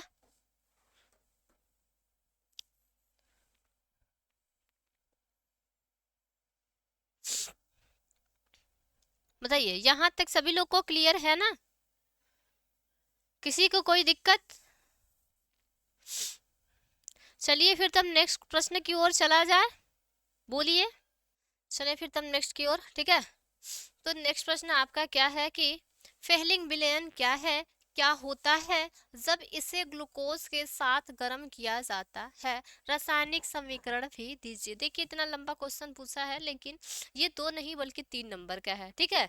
इसमें क्या कह रहा है आपसे कि फेहलिंग विलयन क्या है, क्या होता है, जब इसे ग्लूकोज के साथ गर्म किया जाता है, तो रासायनिक समीकरण भी देना है। तो सबसे पहले जो फेहलिंग विलयन होता है वो क्या होता है? तो फेहलिंग विलयन जो होता है वो वास्तव में फेहलिंग विलयन 2 विलयनों, मतलब फेहलिंग ए, जो फेहलिंग विलयन का ए है और बी है, 2 विलयनों का मिश्रण होता है, ठीक है। क्या कह सकते हैं हम कि फेहलिंग विलयन वास्तव में फेहलिंग 2 विलयनों का मिश्रण होता है, ठीक है। वो मिश्रण किस प्रकार का और क्या, वो मिश्रण का नाम क्या होता है? तो जो पहला ए होता है उसका नाम कॉपर सल्फेट है, ठीक है। फेलिंग ए जो लिया जाता है उसका नाम कॉपर सल्फेट होता है, तथा जो दूसरा बी होता है उसका नाम सोडियम या पोटेशियम टार्टरेट होता है। उसके साथ साथ सोडियम हाइड्रोक्साइड मिलाया जाता है, ठीक है। तो जो जो 2 विलयन होते हैं, तो पहला विलयन आपका कॉपर सल्फेट का होता है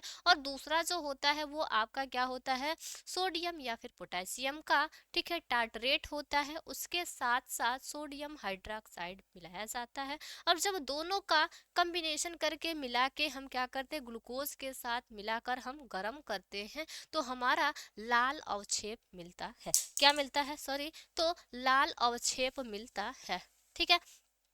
तो यही, और जो मिलाने के बाद अवक्षेप को हमको दिखाना है, समीकरण देना है, तो दोनों को हम मिलाएंगे, उसके बाद ग्लूकोज के साथ उसको हम क्या करेंगे, गर्म करेंगे, वो समीकरण को हम लिख देंगे, तो इसका आंसर हो जाएगा, ठीक है। तो चलिए लिखते हैं, ठीक। उत्तर में लिखिए फेहलिंग विलयन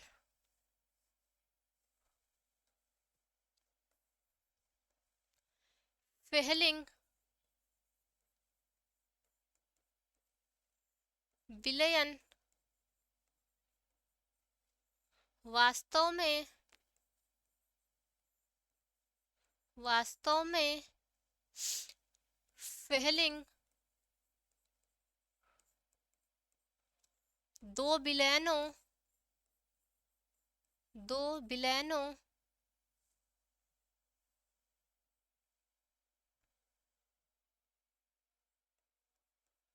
2 विलयनों ब्रैकेट में लिखेंगे क्या, फेहलिंग विलयन ए, फेहलिंग विलयन ए, तथा फेहलिंग फेहलिंग विलयन बी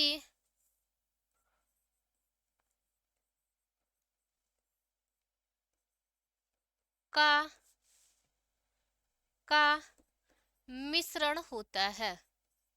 क्या होता है, तो मिश्रण होता है, ठीक है।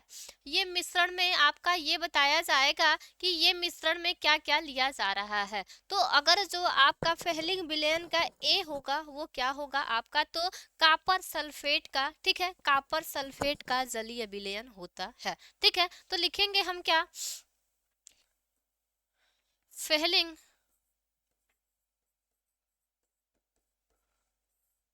विलयन ए कॉपर सल्फेट का जलीय विलयन होता है, जलीय विलयन होता है। ठीक है, उसके साथ साथ जो दूसरा होता है बी, ठीक है, तथा तथा फेहलिंग विलयन बी, फेहलिंग विलयन बी,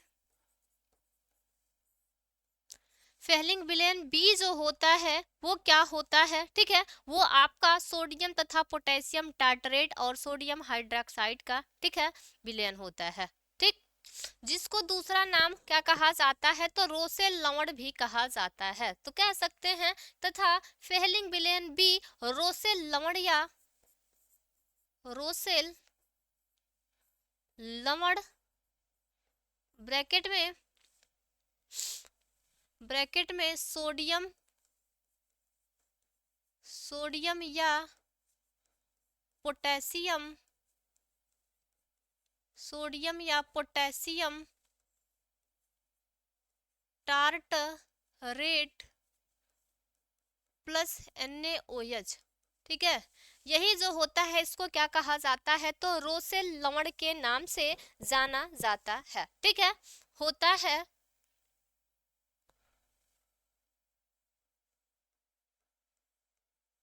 क्या है, तो होता है। ठीक है, इसके बाद इन्हीं दोनों को जब क्या करते हैं, अब हम लोग ग्लूकोज के साथ गर्म करेंगे। ठीक है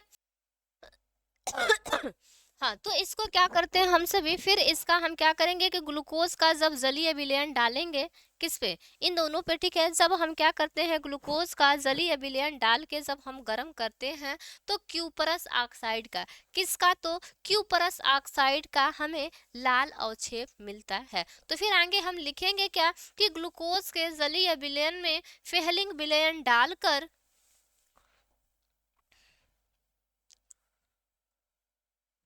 ग्लूकोज के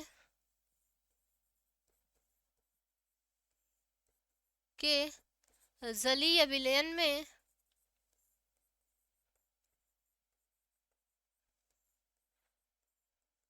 फेहलिंग विलयन डालकर, फेहलिंग विलयन डालकर गरम करने पर, गरम करने पर क्यूपरस ऑक्साइड का, क्यूपरस ऑक्साइड का लाल अवक्षेप प्राप्त होता है, लाल अवक्षेप प्राप्त होता है। ठीक है, क्या होता है, तो लाल अवक्षेप प्राप्त होता है।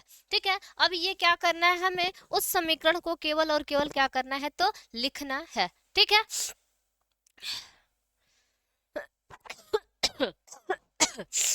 चलिए, फिर तो समीकरण को लिखना है, तो समीकरण लिखेंगे। ग्लूकोज का विलयन क्या होगा, ग्लूकोज का फॉर्मूला बताओ आप लोग, ग्लूकोज का फॉर्मूला क्या होगा, तो हम लिखेंगे CHO, फिर ये CHOH का होल 4, उसके बाद क्या होगा, तो CH2OH, है ना, यही होता है ना आपका ग्लूकोज। ग्लूकोज का फॉर्मूला क्या होता है, यही होता है। ठीक है, उसके बाद इसमें हमें क्या करना है, तो इसके साथ साथ हमें फेहलिंग विलयन डालना है। ठीक है, किसको, तो फेहलिंग विलयन को डालना है। ठीक है, जब आप फेहलिंग विलयन को डालते हो तो नाम भी लिखना चाहो तो आप लिख सकते हो। ठीक है, क्योंकि यहाँ दिखा देंगे, ये आपका क्या है, तो फेहलिंग विलयन है।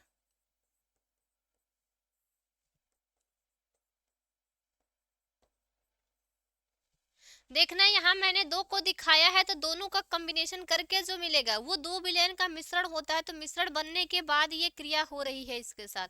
ठीक है, इसका नाम ग्लूकोज।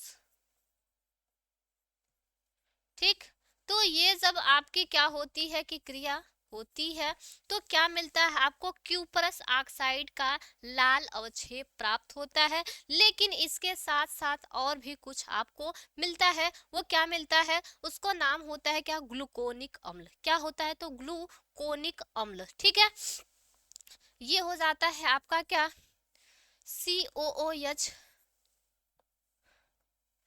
COOH, फिर ये आपका CHOH का होल 4, और ये आपका CH2OH, और ये आपका क्या, Cu2O।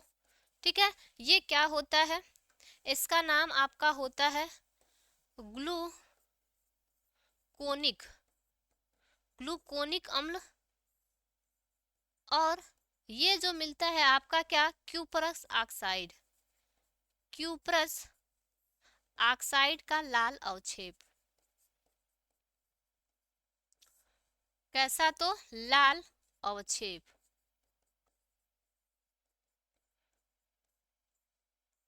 ठीक है, तो क्यूपरस ऑक्साइड मिलता है। ठीक है, ये जब विलयन फेलिक विलयन का, जब ग्लूकोज विलयन के साथ हम क्या करते हैं कि क्रिया करा रहे हैं, ठीक है, डाल के गर्म कर रहे हैं हम, तो हमें ग्लूकोनिक अम्ल और उसके साथ साथ आपका क्या, तो क्यूपरस ऑक्साइड का लाल अवक्षेप प्राप्त हो रहा है। ठीक है, बताइए यहाँ तक सभी लोग को क्लियर है ना। ये समीकरण में मैंने ये सब दिखाया है, आप सभी ध्यान से देख लीजिएगा, मिला लीजिएगा, कोई कम तो नहीं है, कोई बेसी तो नहीं है, मैंने तो मिला के लिख दिया है। ये देखिए मिट भी गया है, आप लोग बता भी नहीं रहे हैं।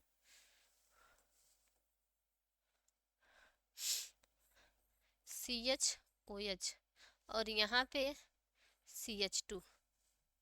ठीक है, हाँ, ये समीकरण था।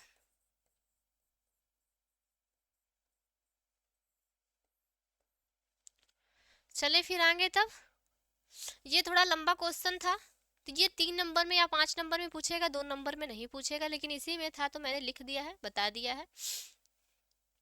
आगे देखिए क्या दिया है कि रासायनिक समीकरण देते हुए सिद्ध कीजिए कि ग्लूकोज में कार्बोनिल समूह होता है। क्या कह रहा है आपसे कि रासायनिक समीकरण देते हुए सिद्ध कीजिए कि ग्लूकोज में कार्बोनिल समूह होता है। ठीक है, वही आपको क्या करने हैं, तो सिद्ध करके दिखाने हैं कि ग्लूकोज जो होता है उसके अंतर्गत आपका कार्बोनिल समूह भी उपस्थित होता है। ठीक है, चलिए फिर लिखा जाए, इसमें आपसे यही पूछा जा रहा है कि रासायनिक समीकरण देते हुए सिद्ध करना है। ऐसा नहीं कि साफ साफ लिख देना है और बता देना है, नहीं, इसमें आपको समीकरण देना है और उसको दिखाना भी है कि ग्लूकोज में कार्बोनिल समूह उपस्थित होता है। ठीक है, तो हम लिखेंगे क्या कि जो ग्लूकोज है, ठीक है, ग्लूकोज में कार्बोनिल समूह उपस्थित होता है, इसको हम निम्न प्रक्रियाओं द्वारा क्या करेंगे, सिद्ध करेंगे। एक बार में तो नहीं होगा, ठीक है, तो इसलिए मैं प्रक्रिया यूज कर रही हूँ कि निम्नलिखित अगर नीचे कर देते हैं तो वो प्रक्रिया को हम दिखा सकते हैं। ठीक है, तो हम लिखेंगे क्या कि ग्लूकोज के कार्बोनिल समूह, ठीक है, क्या, ग्लूकोज के कार्बोनिल समूह की उपस्थिति निम्नलिखित प्रक्रियाओं से सिद्ध करते हैं या किया जा रहा है। ठीक है, चलिए आप भी लिखिए, हम भी लिख रहे हैं।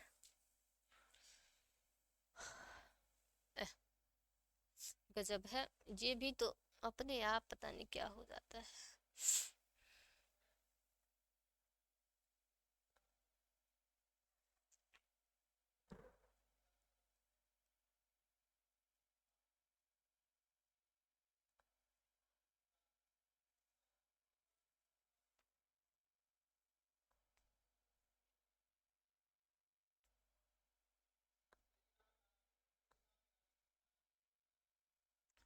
ठीक है, हाँ, अब सही हो गया। तो इसमें हम लिखेंगे क्या, वही चीजें कि, रुक जाइए, तबीयत ठीक नहीं है, फिर भी आपके लिए करना पड़ रहा है, आप लोगों के लिए थोड़ी सी मेहनत करनी पड़ रही है। ठीक है, तो लिखेंगे क्या कि ग्लूकोज में कार्बोनिल समूह की उपस्थिति निम्नलिखित अभिक्रियाओं से सिद्ध होती है।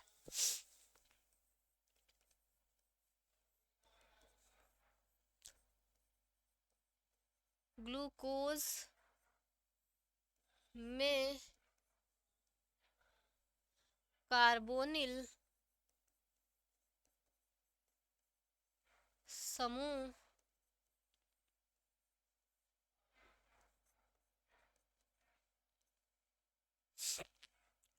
की उपस्थिति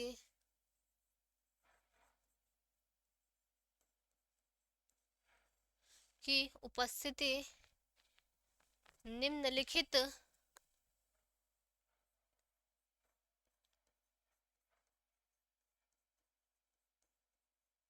अभिक्रियाओं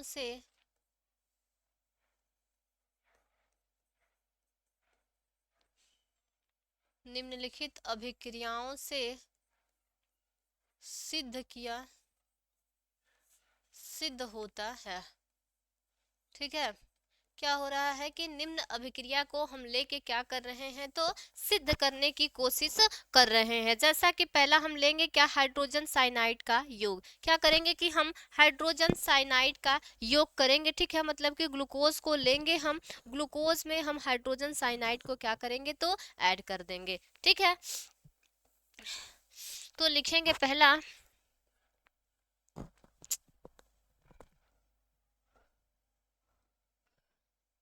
पहला क्या है, हाइड्रोजन साइनाइड का योग। हाइड्रोजन साइनाइड का योग, हाइड्रोजन साइनाइड का योग। ठीक है, इसमें हम क्या करेंगे कि हाइड्रोजन साइनाइड के क्या करेंगे कि हाइड्रोजन साइनाइड का योगात्मक अभिक्रिया कर देंगे, या फिर ग्लूकोज में हम उसको ऐड कर देंगे। ऐड करने के बाद जो हमारा प्राप्त होगा उसको हम लिख देंगे। ठीक है, तो इस प्रकार से हमारा पता चल जाएगा। तो हम लिखेंगे क्या इसमें, ग्लूकोज का फार्मूला और उसके बाद हाइड्रोजन साइनाइड। ठीक है, ग्लूकोज का फार्मूला आप सभी को पता ही है। ग्लूकोज का फार्मूला क्या होगा, तो CH डबल बॉन्ड O ऐसे, फिर ये CHOH का होल 4, उसके बाद यहाँ आपका क्या CH2OH, ये आपका क्या है, ग्लूकोज है। और इसके साथ साथ हाइड्रोजन साइनाइड का यूज करना है। और हाइड्रोजन साइनाइड का जब हम यूज करते हैं, क्या करते हैं कि जब हम हाइड्रोजन साइनाइड का यूज करते हैं तो हमारा क्या मिलता है, उसी को बताना है। तो हमें क्या मिलता है, ग्लूकोज। ठीक है, क्या मिलता है, तो ग्लूकोज साइनोहाइड्रेन मिलता है। ठीक है, ये अभिक्रिया के दौरान हमें क्या मिलता है, तो ग्लूकोज CHOH CN, उसके बाद फिर CHOH का होल 4, उसके बाद हमको मिलता है क्या, CH2OH। इसका नाम क्या होता है, ग्लूकोज साइनोहाइड्रीन होता है। Glucose cyanohydrin. ठीक है, हाँ, तो कह सकते हैं हम कि ये जो दिया हुआ है ग्लूकोज साइनाइड का जब हम योग करते हैं, क्या करते हैं, ग्लूकोज साइनाइड का जब हम योग करते हैं तो इस योग के दौरान हमें क्या मिलता है, तो ग्लूकोज साइनोहाइड्रीन हमें प्राप्त होता है। ठीक है, तो यहाँ से आप देख रहे हैं कि कार्बोनिल समूह उपस्थित है या नहीं है, इसी को सिद्ध किया जा रहा है। ठीक है, तो ये योगात्मक अभिक्रिया के दौरान ही ऐसा होता है।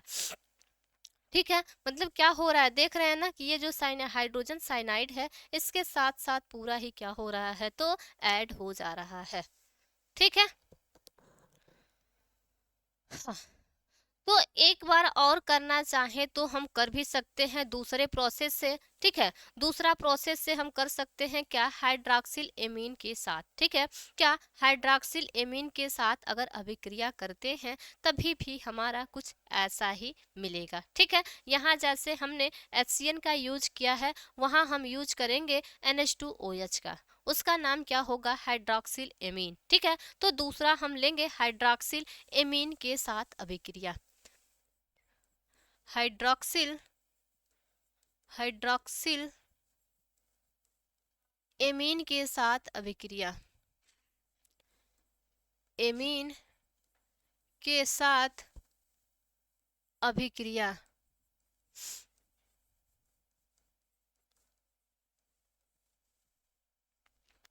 तो इस अभिक्रिया के दौरान हम, ठीक है, क्या करते हैं कि यहाँ फिर से हम ग्लूकोज को ले लेते हैं। ठीक है, क्या करते हैं, ग्लूकोज को ले लेते हैं, मतलब कि ग्लूकोज का फॉर्मूला CHO ऐसे लिख देते हैं ताकि ऐड करने में सही होगा। फिर यहाँ से CHOH का होल 4, उसके बाद फिर क्या CH2OH, ये आपका क्या होगा, ग्लूकोज होगा। क्या होगा, तो ग्लूकोज होगा। और इसके साथ आपको क्या लेना था, इसके साथ साथ आपको हाइड्रॉक्सिल एमीन लेना था। क्या लेना था आपको, तो हाइड्रॉक्सिल एमीन लेना था। तो क्या करेंगे, NH2OH लिखेंगे। इसका नाम हमारा क्या होगा, इसका नाम हमारा हाइड्रॉक्सिल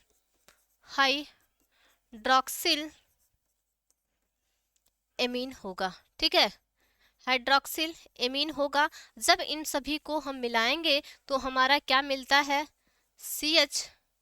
ठीक है, फिर यहाँ से आपका जो यूज हो जाएगा, यहाँ से ये NH यूज होगा। ठीक है, क्या यूज होगा, तो हमारा यहाँ से N और OH यूज हो जाएगा, तो आपका मिलेगा क्या, CH, फिर NOH, उसके बाद फिर से CH2 नहीं, COH है। ठीक है, क्या है, तो CHOH का होल 4, उसके बाद फिर से वही CH2OH, और यहाँ आपका H2O, और इसका नाम क्या होता है, तो ग्लूकोज ऑक्सीम होता है, ग्लूकोज ऑक्सीम। ठीक है, तो कुछ इस प्रकार से आपका मिलता है। ठीक है, फिर यहाँ इसका नाम तो आप सभी को पता ही है, क्या होगा, जल होगा। ठीक है, तो हम कह सकते हैं, क्या कह सकते हैं, हम जानते हैं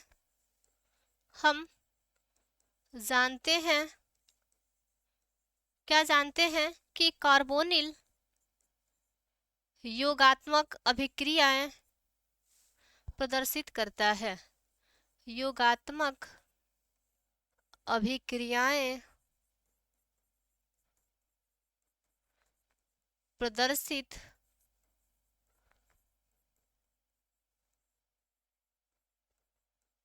क्या करता है कि योग नाभिक वाला है। ठीक है, नाभिक की बात है कि नाभिक के साथ वो क्या करता है, तो योगात्मक अभिक्रिया को क्या करता है, प्रदर्शित करता है, जिससे यह प्रमाणित होता है या फिर जिससे यह सिद्ध होता है कि जो आपका कार्बोनिल ग्लूकोज है वो कार्बोनिल समूह क्या करता है, तो अपने पास रखता है या उपस्थित होता है। तो कह सकते हैं अर्थात इससे सिद्ध होता है,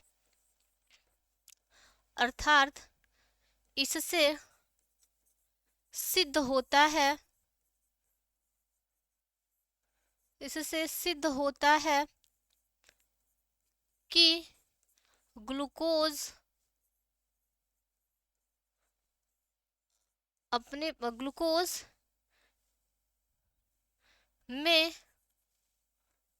ग्लूकोज में कार्बोनिल समूह उपस्थित होता है।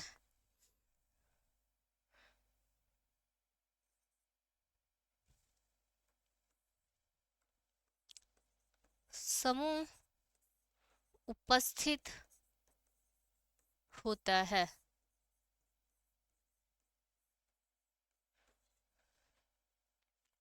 ठीक है, तो ये समझ में आया सभी लोगों को, ये थोड़ा लंबा था। ठीक है, ये भी थोड़ा क्या था, तो लंबा ही था, लेकिन ये सब 2 नंबर के नहीं बल्कि 3 नंबर में पूछे गए हैं।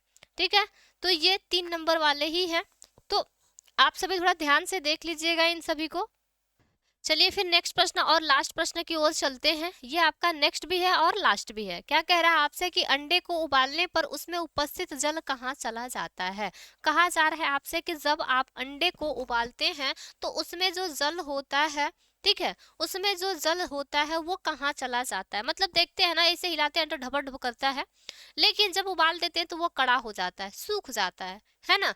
तो वो पीला वाला जम जाता है अलग, व्हाइट वाला अलग हो जाता है, मतलब उसी में जमा रहता है। ऐसा नहीं कि अलग अलग मतलब फूट फूट के अलग अलग हो जाता है, ऐसा नहीं है। मतलब ऐसे जैसे कि आप जब ऑमलेट बनाना होता है तो बीच से फोड़ते हैं तो कुछ जलीय जैसा निकलता है, लेकिन वही जब उबाल के आप देखते हैं तो आपको एकदम ठोस मतलब जैसी आकृति होती है वैसा ही मिल जाता है। तो वही कहा जा रहा है आपसे कि अंडे को उबालने पर उसमें उपस्थित जल कहाँ चला जाता है। तो जब आप अंडे को उबालते हैं या फिर जब अंडे को उबाला जाता है है, तो इसकी जो गोलीय होती है, क्या होती है, जो उसकी गोलीय प्रोटीन होती है वो विकृत हो जाती है। क्या हो जाती है कि वो विकृत हो जाती है, मतलब कि एक जैसे एक संरचना में क्या होती है तो वो इकट्ठा हो जाती है। ठीक है, तो कह सकते हैं हम कि जब अंडे को उबाला जाता है तो उसका गोलीय, जो उसमें उपस्थित गोलीय होती है या ग्लूवर जो कहा जाता है, ठीक है, वो क्या हो जाती है तो विकृत हो जाती है। ठीक है, और क्या होता है कि विकृति के दौरान जो आपका जल होता है वो संभवतः क्या हो जाता है, अवशोषित हो जाता है, और उसमें से जल क्या हो जाता है तो लुप्त हो जाता है, छुप जाता है। ठीक है, तो इसका हम आंसर लिखेंगे, जब अंडे को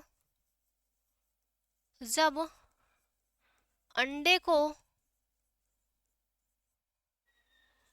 उबाला जाता है तो उसमें गोलीय भाग,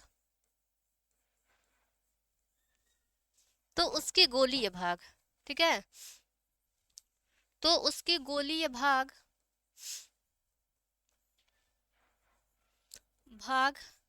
ठीक है, विकृत हो जाती है, विकृत हो जाती है। ठीक है, ये विकृत होने के बाद क्या होता है कि वो संभवतः जल को क्या कर लेती है तो वो अवशोषित कर लेती है। ठीक है, लिखेंगे उपस्थित जल संभवतः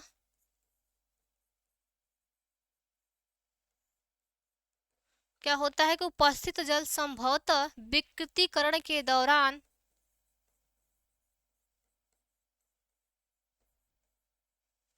विकृतीकरण के दौरान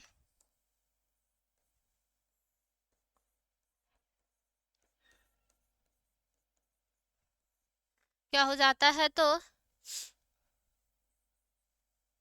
उपस्थित जल संभवतः विकृतीकरण के दौरान अवशोषित हो जाता है, अवशोषित